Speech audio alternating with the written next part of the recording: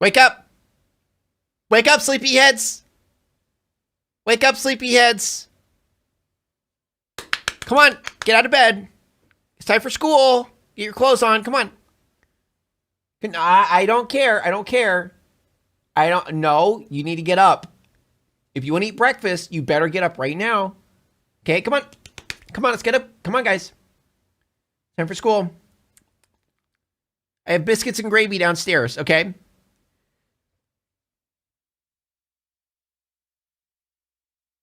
Appreciate today's story, I actually have to give something away right now, and that is the main character survives. The reason I have to tell you that is because during this story, there is a really intense event that happens, and I use really specific descriptions for how something looked, how something felt, how something smelled, and if you didn't know, I was pulling that from the survivor who lived to tell the tale, you might think I was just making it up. But dude, how are we supposed to watch this if he spoiled it?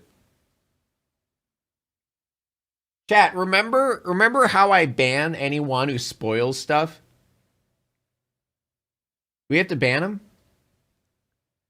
Do I have to ban him from my chat? He'll never show up here. So I mean, maybe it's the right thing to do. That's common etiquette 101 is no spoilers. Kitty Pie, thank you so much for 2. Can I get a hoya? Oh yeah. Don't ban ballin'. We gotta. I don't know. But I'm not. But before we get into that story, if you're a fan of the strange, dark, and mysterious delivered in story format, then you've come to the right place because okay, let's get into today's story. The victim survives? Alright, dude, I'm banning you. You're banned. I'm banning anyone who spoils it.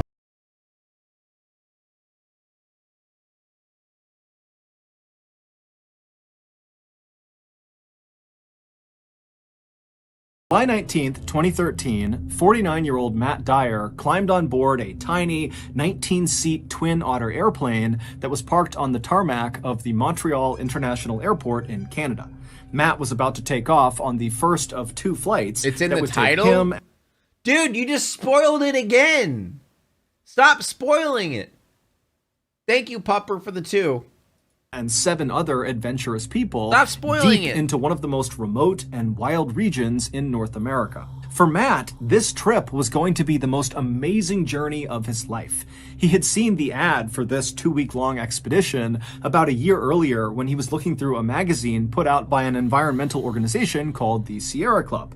Now, even though Matt was a lawyer, he didn't make much money. He lived in this tiny town in central Maine where he made a living by offering either free or very low-cost legal assistance for some of the state's poorest residents. But Matt was an avid outdoorsman, and when he saw the opportunity to explore one of Canada's newest national parks that was so far north it was practically in the Arctic Circle. I will never travel by plane.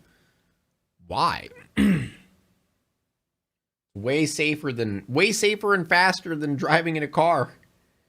Decided the hefty $6,000 price tag was well worth it. 2.5 hours later, after flying over 900 miles due north unless it's in away like a from the airport plane, in Montreal, the Twin Otter airplane that Matt and the others were riding on touched down on a narrow gravel landing strip situated between this huge forest on a mountainside and a river on the other side. After climbing off the plane with all of their equipment, Matt and the 7 others hustled their way over to this stretch of flimsy plywood buildings that lined the runway. These buildings and this entire area they were in was not a part of this new national park they were going to. This was like their staging area to prepare and get ready before catching another flight that would bring them into the park.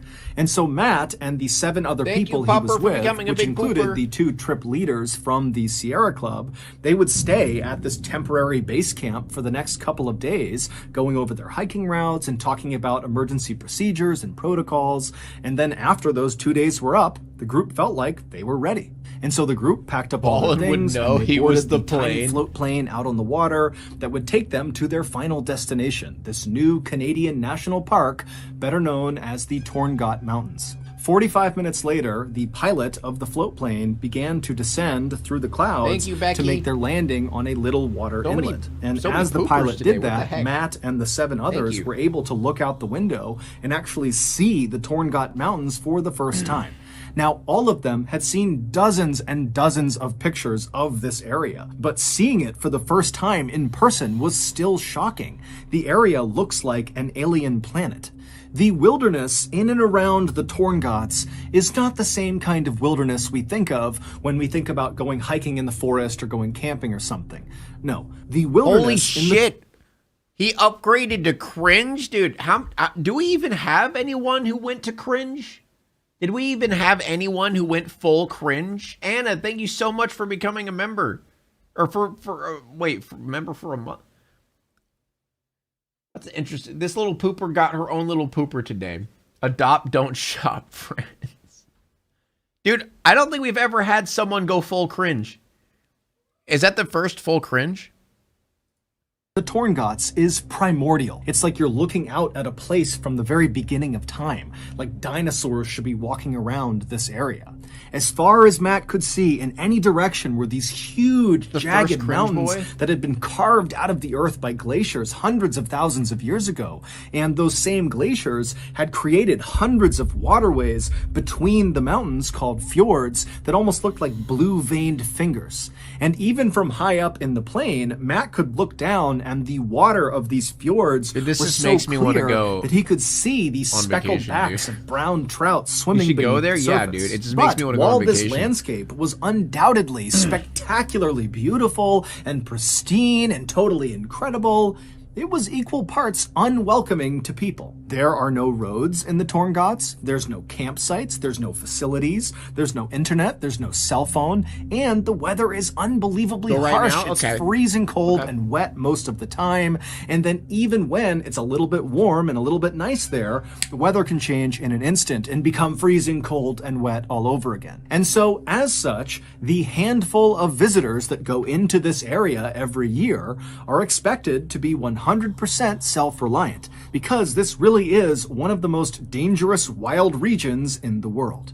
But for Matt, as he looked out his window and surveyed this landscape, he wasn't second-guessing his decision to go into this hostile environment. No. Average day in the Minnesota. reason he was willing to fork over all that money to go on this trip is because he really wanted to experience extreme wilderness firsthand. And so finally, the pilot of the float plane came into land on this little water inlet, and then the pilot ferried the craft over to this beach, and then Matt and the 7 others piled off onto land with all of their things, and then as the pilot turned around and left, the 2 Sierra Club trip leaders, a 61-year-old man named Rich Gross and a 60-year-old woman named Marta Chase, told the group to pick up their things and follow them. And so Rich and Marta led the hikers about 500 feet away from where they had just been dropped off up to this... Yeah, I don't think it's Torngats. This slightly elevated, mostly flat area that kind of overlooked the fjord and had this incredible view of all the mountains around them. Now, unlike the temporary base camp they had been at for the past couple of days, this camp was nowhere near any forests. They were basically on a wide open plain that kind of went right up into these mountains. So it's very wide open where they're staying. And so after Rich and Marta instructed the group where to set up their tents, Matt and the others got to doing that. And then after they were all set up, Rich and Marta put a small electric fence around the perimeter of their tents to keep any nosy animals out. And then the group headed up a little bit higher on this mountain near them to take their first group photo. And in this photo, they all look so happy and so excited for what's to come. And over the next couple of days, their trip would go exactly to plan. During the daytime hours, they would hike. I wonder, did the other people die? All of their pre-planned hiking routes all over the mountains and down near the water. And at night, they would eat their food and drink fresh water from the fjord and swap stories from back home. But their perfect trip was about to become a nightmare. No spoilers? Oh, shit. Wait, yeah, dude, that might be spoilers because he didn't talk about them. Married to my wife, Amanda, for nearly 12 years, and I just love her so much. She's so thoughtful, so kind, an amazing mother, and so this Christmas, I wanted to get her something extra special to show her how much I care. And what's more special than a pet, middle-aged rabid skunk? Oh, that makes sense. That makes sense. coming from, you know, a guy who's been married 8 years to a guy who's been married 12 years. So me and old Lungy hopped on my Lifeblood? nuclear-powered laptop and began slapping away at the keys to navigate on and All right, what's the sponsor? What's the sponsor here? Ajutaninen Rokeshtaroidi NordVPN. Which of course in Finnish means stop causing nuclear of your information. NordVPN, all right. So if you're tired of your Christmas shopping turning into nuclear at a huge discount, plus 4 additional NordVPN.com/MrBallin chat. months for free when you go to NordVPN.com/MrBallin. And it's risk-free with Nord's 30-day money-back guarantee. That's NordVPN.com/MrBallin, or click the link in the description below. Okay, back to the story.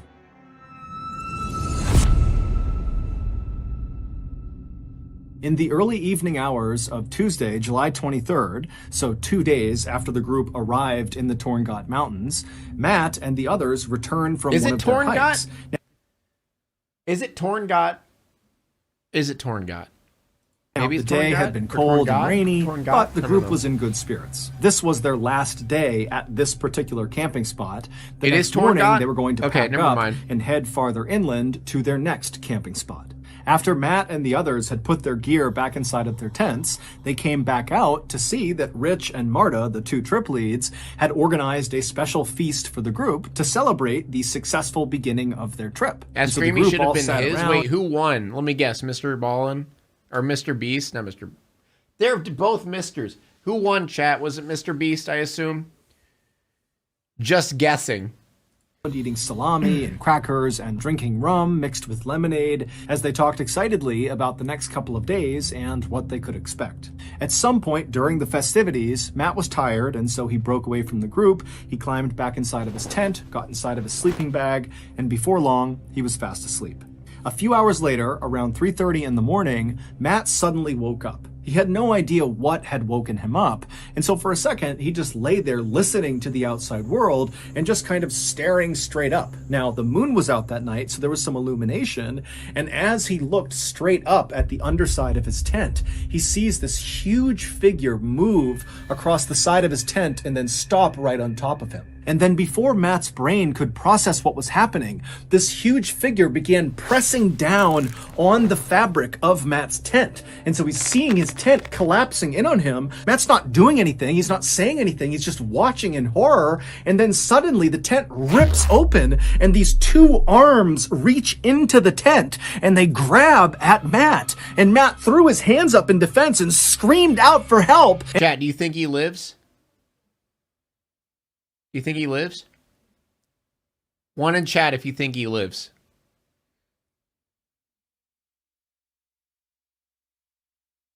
Yeah, I need to get the what emote.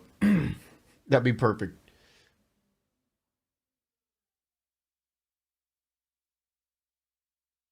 Dude, I don't think he's gonna make it. And as he did that, he suddenly felt this vice-like grip on the top of his head, and then before long, he was being pulled out of the hole in his tent out into the night. And as Matt is being dragged along on the ground, having no idea what's going on, he can't move. All he can hear is this crunching sound, which he would later find out was the sound of his skull and jaw breaking. And he started to smell this horrible rotten fish smell, and then he felt what felt like saliva coming over his face. And then Matt began kind of trying to look around because he couldn't really move his head, and he noticed all he could see was white fur. And it was then that Matt realized he was in the jaws of one of the world's most powerful and deadliest predators. Standing 10 feet tall on its hind legs and weighing as much as 1,700 pounds, the North American polar bear sits right on top of the Arctic food chain. And this apex predator... Polar bear like more aggressive than the grizzly bear? Or which one's like more epic? Chat, which one's more epic? Polar bear or grizzly bear? Wholesome polar bear? He just wanted a friend.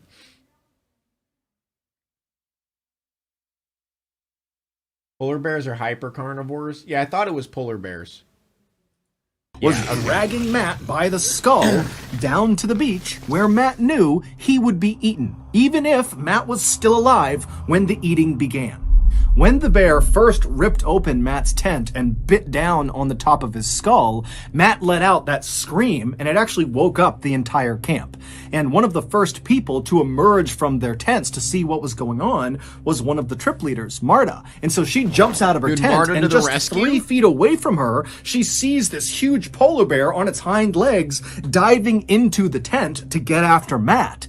And so Marta instinctively yells out to Rich to get his flare gun, and she dove back into her tent to retrieve her own flare gun. But by the time she and Rich had both emerged, gun in hand, this polar bear had already dragged Matt 200 feet away from the camp. And by this point, the other hikers in the group had also emerged from their tents, and after realizing what was going on, they just power stood of there, friendship absolutely paralyzed gonna with prevail? shock, staring at this bear dragging one of their companions down to the beach to be killed. Then, after Rich fired his flare gun generally in the direction of the bear, it kind of snapped the group out of their paralysis, and then moments later, they were all screaming and banging pots and pans to try to terrify the bear into releasing Matt from its jaws. Matt couldn't hear the sounds of his companions calling out to try to save him, nor did Matt feel any pain. He was in shock. The only thing going through Matt's head as he was being dragged along the ground to the beach was, I'm going to die. I'm either going to die on the way to the beach, or when I get there, then when the bear starts eating me, I'm going to die. And when he thought about this, it was with a kind of eerie, calm detachment. Like he wasn't sad or mad. It was just kind of a fact. This was going to happen. But as Matt was kind of making peace with his reality, Rich Dude, at least he's making peace. That's fired pretty that epic, flare gun man. shot, and that ball of chemical fire exploded basically right in front of the polar bear's face. And the polar bear, who was startled by the flare, instinctively whipped its head to the side, up, and then down again, and it didn't let go of Matt. And so Matt was whipped like a rag doll up, and then was slammed down into the ground. And when Matt hit the ground, he heard the sound of his neck breaking. But as Matt was thank laying you, there, Revan. the bear released him from its jaws, and then behind Matt, the bear turned around and began walking away. And so Matt could hear the sound his of its neck? big paws moving away from him, and suddenly Matt's thinking, oh my god, I might survive this. And so he tried to lay as still as he possibly could so as not to attract any attention, and he began repeating in his head over and over and over again, please bear, go away, please bear, go away. But as if out of a horror movie, as Matt is laying there not over, repeating this man. phrase, It's he hears not the over, sound dude. of this bear stopping, turning around, and start moving back towards him. And so Matt's just thinking, okay, it's going to come back over here, it's going to bite my head, and that's the end.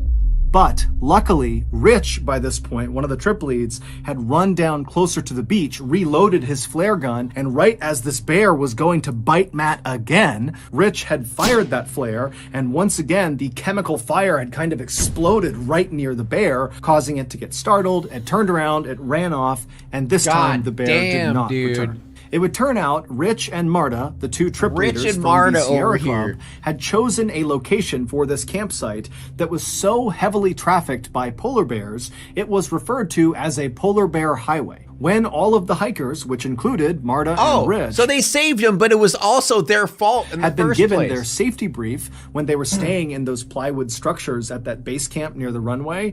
Well, part of the brief was whenever you make camp in the Torngats, you want to be at least a quarter mile away from water. Go way inland because the polar bears So hunt this is literally their fault. and fish and walk around right along the edge of these fjords. But despite all 7 members of this Sierra Club expedition being experienced wilderness backpackers, none of them really appreciated just how dangerous it was to be camping or even hiking around they in all known knew? polar bear territory. And so this is why they ultimately ignored the safety brief and set up their first camp So they just a couple all hundred knew? feet away from the water's edge. And even prior to the attack on Matt, when the group literally saw polar bears wandering around near their camp, and even at one point had to fire their flare guns at the polar bears to get them to leave, the group still decided it was best to stay at this particular campsite. Wait, Perhaps they already saw polar bears and had to scare them away, and they still decided to stay there?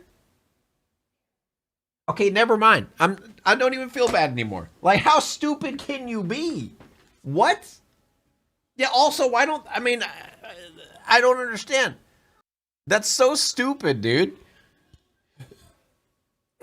They believed their electric fence they had set up around the perimeter of their tents would protect them from Oh, you're joking. Dude, you're kidding me. A measly electric fence. A little baby electric fence is going to stop a fucking 600-pound bear. polar bears, but obviously that had not been the case. The bear that attacked Matt had been totally unaffected by their fence. Matt would survive this attack, but really only because one of the members of the expedition happened to be a medical doctor, and so they were able to stabilize Matt until help arrived. Matt's injuries were extensive. They included a broken skull, a broken jaw. He had slash marks and puncture wounds all over his head and his neck, and all of those wounds got horribly infected. And also his voice was permanently changed as well, because the bear also slashed his vocal cords. Following the attack on Matt, Parks Canada, which is the agency that oversees all of Canada's national parks, including Torngats, has mandated that any organization going into Torngats National Park has to have a polar bear protection plan in place. As for Matt, so no he does one not dies? make a Dude, big... I honestly thought he would die, chat. I honestly thought he would die. That's crazy. That's crazy, dude. So he paid for this? Yeah. Deal about his near-death experience. In fact, he kind of makes the bear just ollied over that makes jokes stupid about fence, it. dude. He ollied over the fence, kick-flipped on top of his face while drinking a Coke. As for the polar bear that attacked him, Matt holds no ill will. If anything, the attack has made him more interested and appreciative of the apex predator. In August of 2014, so 11 months after Matt's brush with death, he returned to the Torngats and even visited the actual site of the attack, perhaps to get closure. Except this time, he was in the company of an armed polar bear expert. So that's going to do it. If you got something out of today's episode... Well, I mean, that was sort of a happy ending. You live, you learn. You know, you almost die, you learn. Now it's time to walk away. I hope you enjoyed your stay. Did you laugh or cry or maybe subscribed? I'll thank you either way. You know I will miss you. I hope you return. Tell your friend or your mother to get me more views, please.